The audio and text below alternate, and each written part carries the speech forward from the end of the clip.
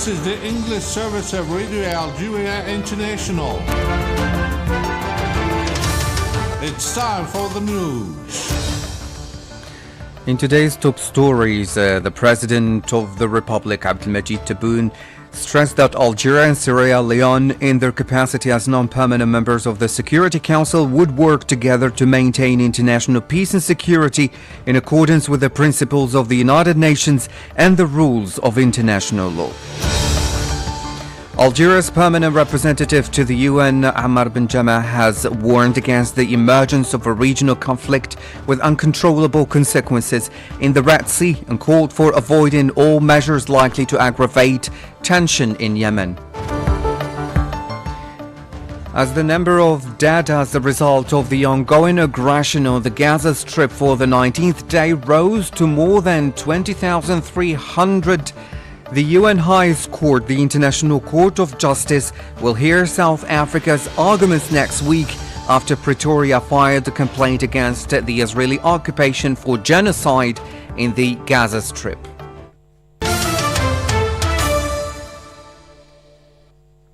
Hello and welcome on Radio Algeria International. I'm Jamal Samani. The President of the Republic of the President of Sierra Leone, Julius Maada Bio, has ended an official visit to Algeria. Talks between the President of the Republic, Abdelmajid Tebboune, and his visiting Sierra Leone counterpart, Julius Maada Bio, were extended on Wednesday at the headquarters of the Presidency of the Republic to include members of both countries' delegations. The President of the Republic had previously had a one-to-one meeting with his Sierra Leone counterpart. Meanwhile, the Minister of Foreign Affairs and the National Community Abroad, Ahmed Attaf, held talks with his Sierra Leone counterpart, Musa Timothy Kaba. The acting director of cabinet at the office of the President of the Republic, Boulem, also held talks with his Sierra Leone counterpart, Abdul Shiku Kargabo. In a joint statement to the press following his talks with his counterpart, the President of the Republic underlined that Algeria and Sierra Leone, in their capacity as non-permanent members of the Security Council, will work together to maintain international peace and security in accordance with the principles of the United Nations Charter and the rules of international law. The details in this report by Said Bouazi. The President of the Republic affirmed that the two countries would continue to call on the international community, notably the Security Council, to assume its historical, legal and moral responsibilities with regard to the historic injustice inflicted on the Palestinian people, as witnessed by the situation currently prevailing in the Gaza Strip, which is prey to genocide and inhuman war crimes in full view of a powerless world incapable of putting an end to the Zionist occupation. With regard to the Sahrawi cause, President Tebboune affirmed that Algeria and Sierra Leone will continue to work towards a just and lasting solution to this issue in accordance with the decisions of the Security Council and international law. We also had the opportunity to examine ways and means of coordinating positions and views on security issues at both international and continental level, particularly at Security Council level, with a view to deepening consultations and exchanging views on a number of issues, particularly the situation in the Sahel region and in West Africa, he added.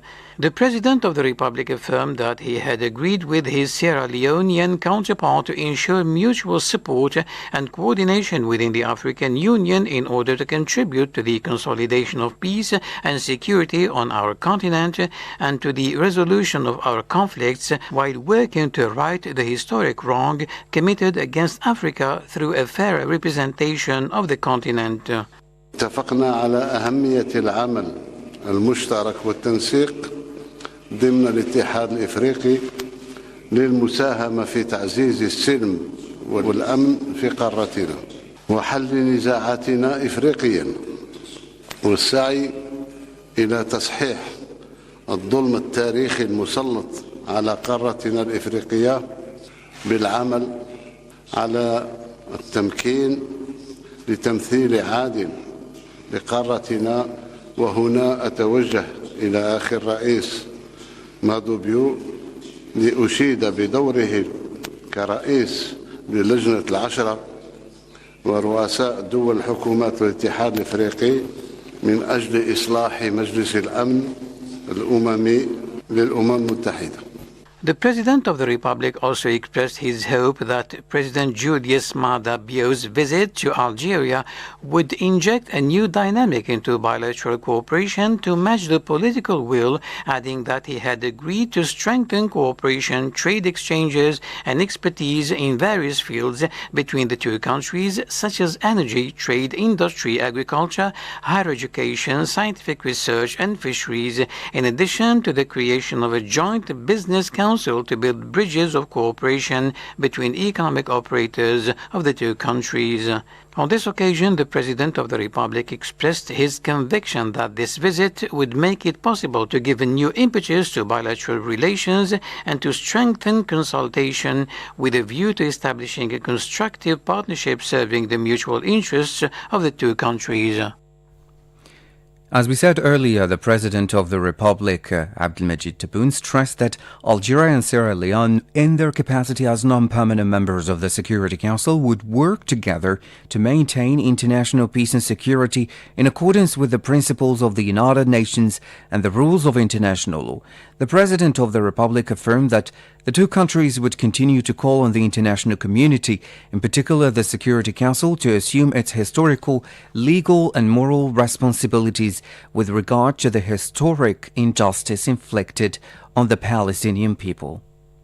إن الجزائر وسيراليون باعتبارهما عضوين غير دائمان في مجلس الأمن ستعملان سوياً على المساهمة في حفظ السلم والأمن الدوليين بما يتوافق مع مبادئ ومقاصد ميثاق الأمم المتحدة وقواعد القانون الدولي، وستعملان كذلك على الاستمرار في دعوة المجتمع الدولي خاصة مجلس الأمن لتحمل مسؤوليته التاريخية والقانونية والأخلاقية فيما يتعلق بالظلم التاريخي الذي يتعرض له الشعب الفلسطيني والذي تشهد عليه الأوضاع في قطاع غزة بالأخص، والذي يعاني من الإبادة وجرائم الحرب ضد الإنسانية أمام عالم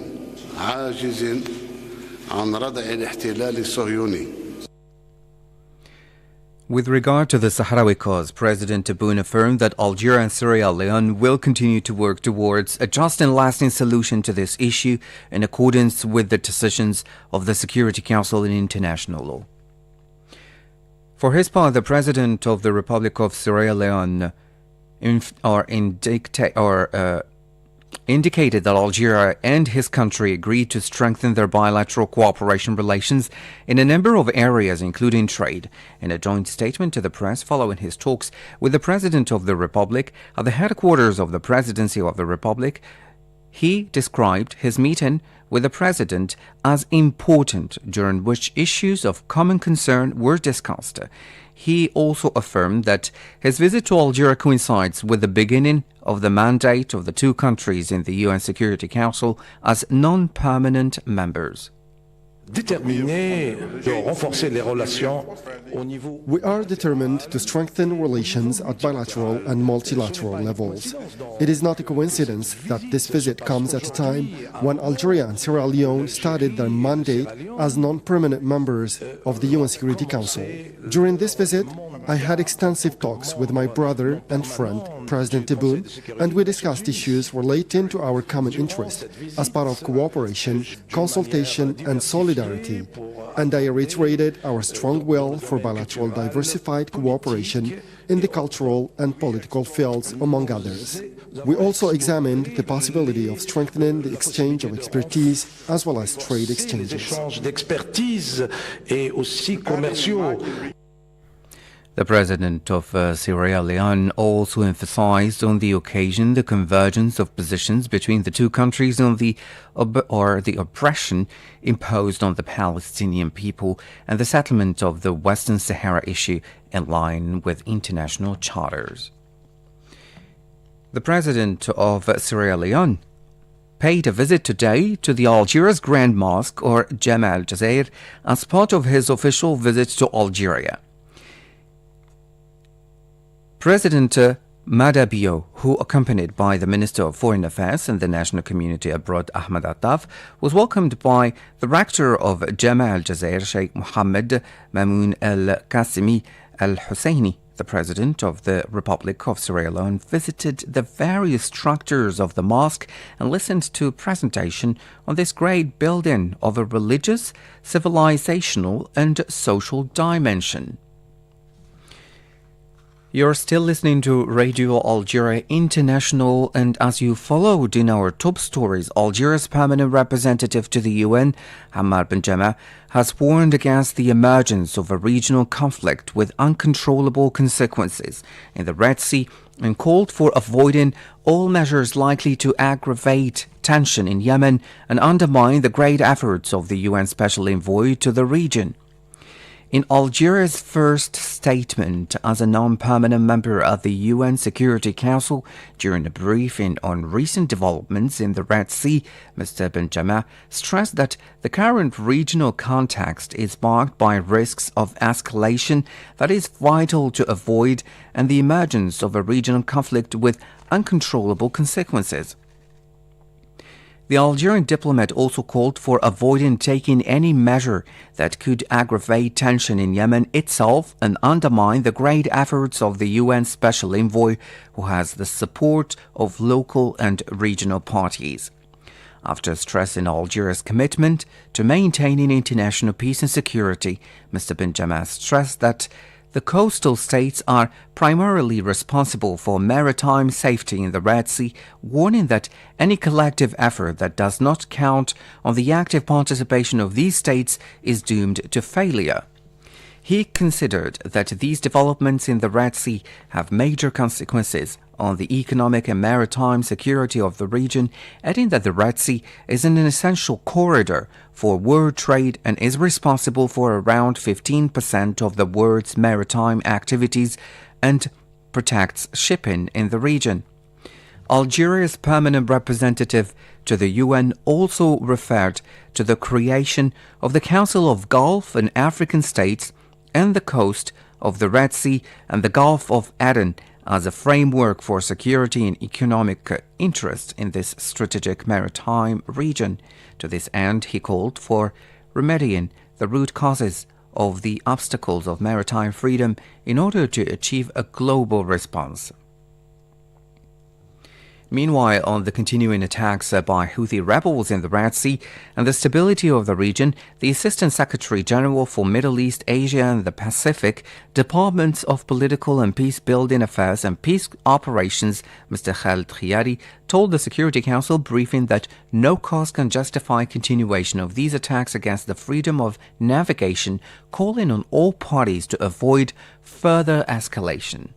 We continue to share the concerns of the Secretary General of the International Maritime Organization with respect to the need for the protection of the freedom of maritime navigation and also about the potential impact of current attacks and disruptions to sea traffic in the Red Sea and environs on international trade. We reaffirm the importance of ensuring safety and security of maritime navigation in the region. In that regard, we reiterate that such incidents originating from Houthi-controlled areas of Yemen must stop. No cause or grievance can justify continuation of these attacks against the freedom of navigation. As to the overall situation in the region, we encourage all concerned parties to avoid further escalation and de-escalate tensions and threats. This is critical so that traffic through the Red Sea can return to its normal state and the risk of Yemen being dragged into regional conflagration be avoided.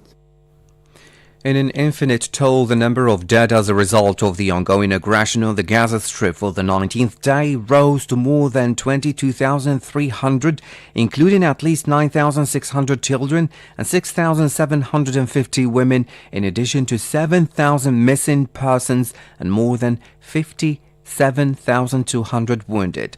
Dozens of Palestinian civilians, including children and women, and others have been injured in the last hours in the ongoing Israeli occupation bombing of the Gaza Strip by land, sea, and air. 2,000 Palestinians The UN Highest Court, the International Court of Justice, will hear South Africa's arguments next week after Pretoria filed a complaint against the Israeli occupation for genocide in the Gaza Strip. The information was given by the spokesman for the South African Department of International Relations in a message published on the X platform. Said Bouazi has more details. The International Court of Justice will hold public hearings at the Peace Palace in The Hague in the context of the proceedings instituted by South Africa against the Zionist entity on Thursday 11th and Friday 12th January, the court said in a statement. South Africa would like the court to order, as a matter of urgency, the suspension of the Zionist aggression in Gaza, considering that this terrorist entity has committed, is committing, and is likely to continue to commit acts of genocide against the Palestinian people in Gaza, according to the court.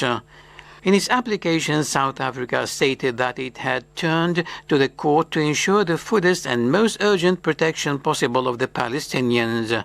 The 2.4 million or so inhabitants of the Gaza Strip, 85% of whom have had to flee their homes according to the UN, continue to face a disastrous humanitarian situation.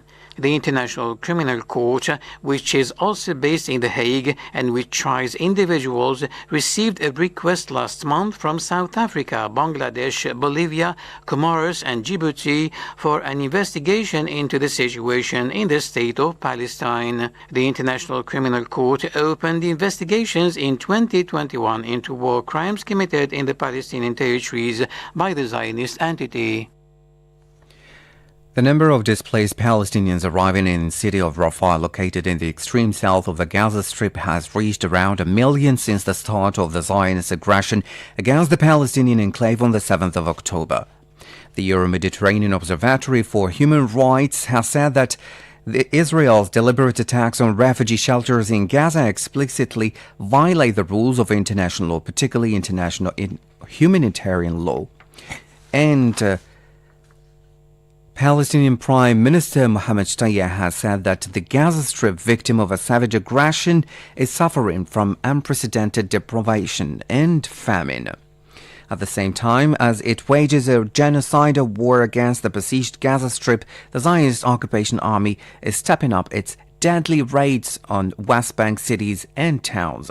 Said Bouazi has more. Wafa correspondents said that the occupation forces raided a residential building in the southern neighborhood of the city of Tulkarem and searched apartments there after detaining its residents and subjecting them to interrogation, and deployed their snipers on the roofs.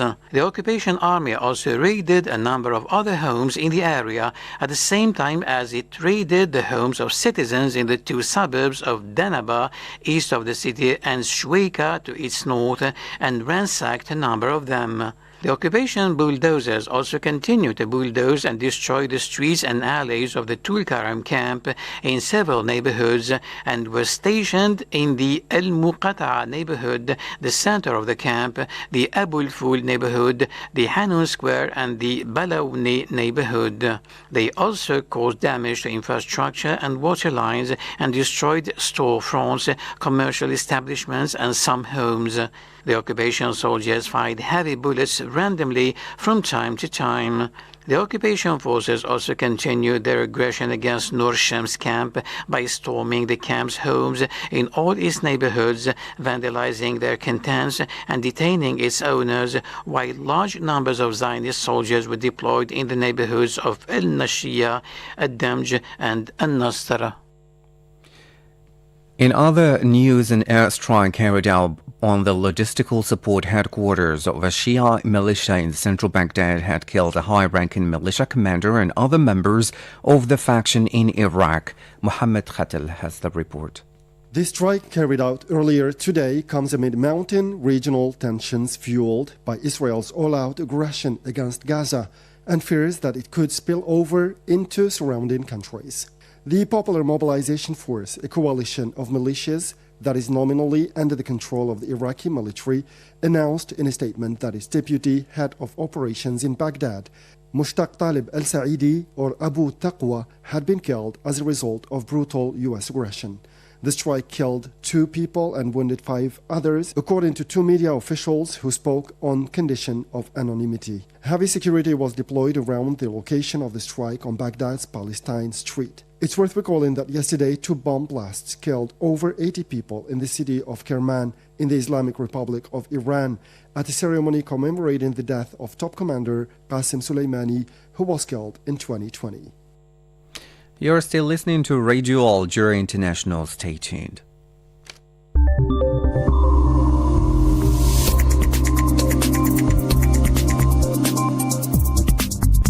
Artificial intelligence is defined as the ability of a digital computer or a computer-controlled robot to perform tasks associated with intelligent beings.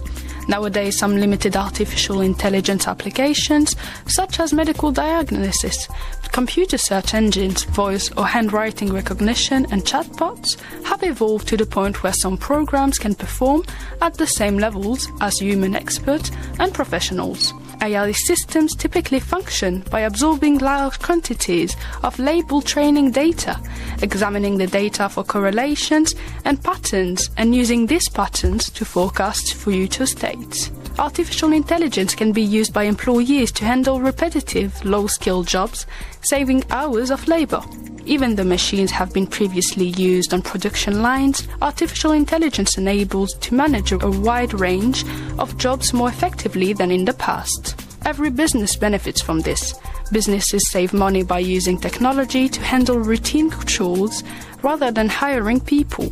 It even reduces non-compliant fees and operating costs.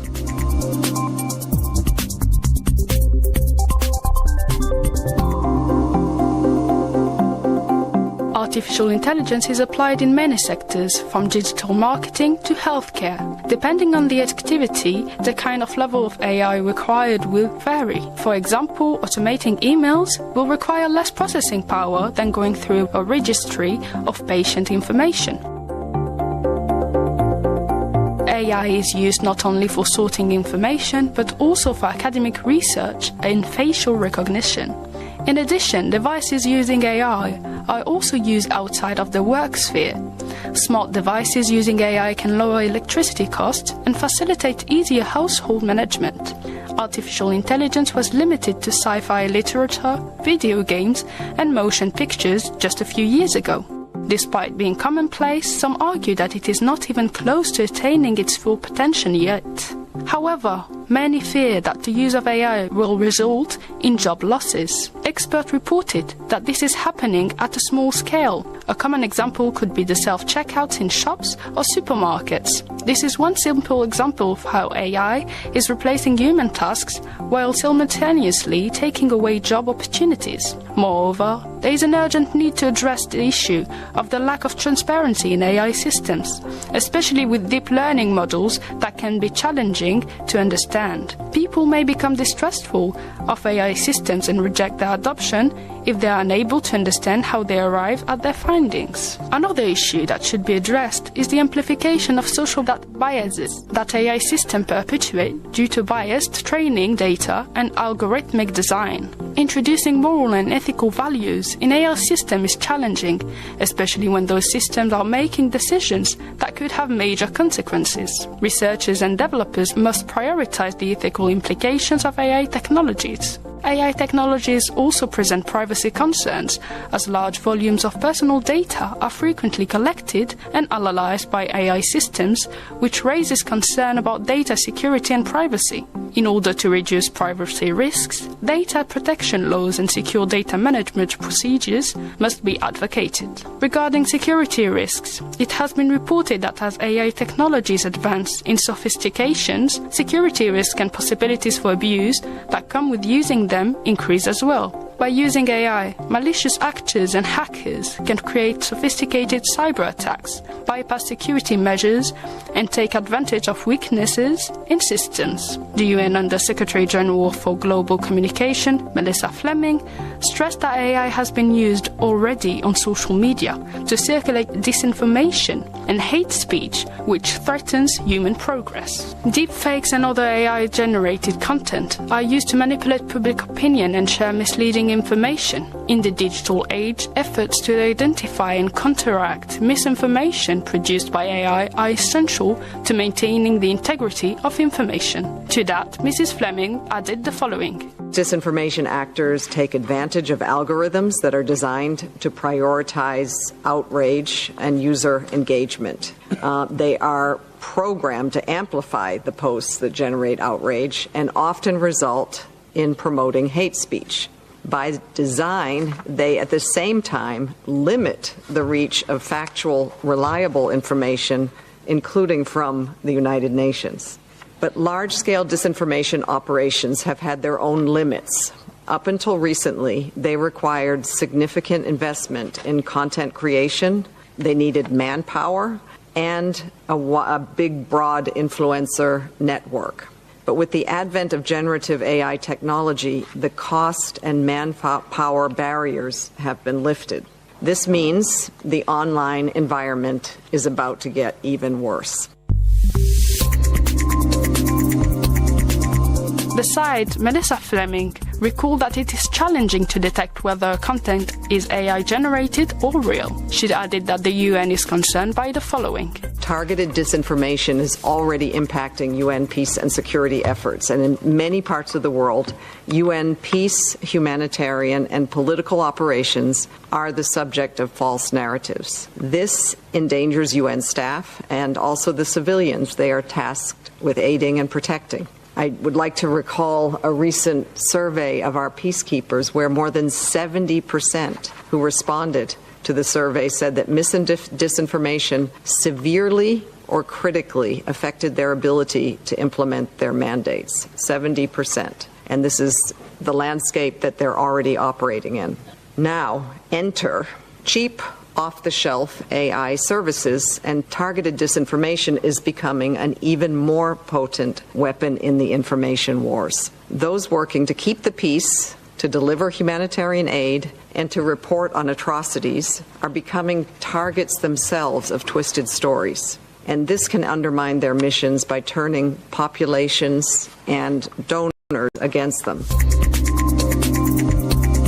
Concern over the use of AI-driven autonomous weaponry by non-state or rogue states are also raised by the development of this technology, particularly by the possible loss of human control over crucial decision-making processes. Governments and organizations must create international standards and laws that guard against AI security issues in order to reduce these security hazards, especially as the risk of states getting into AI weapons race could lead to the development of AI technology with dangerous effects. For instance, researchers and leaders stress that intelligence labs must pause the development of AI systems. Furthermore, as artificial intelligence continues to integrate into various aspects of daily life, the ethical dilemmas surrounding its implementation and usage are becoming increasingly pertinent.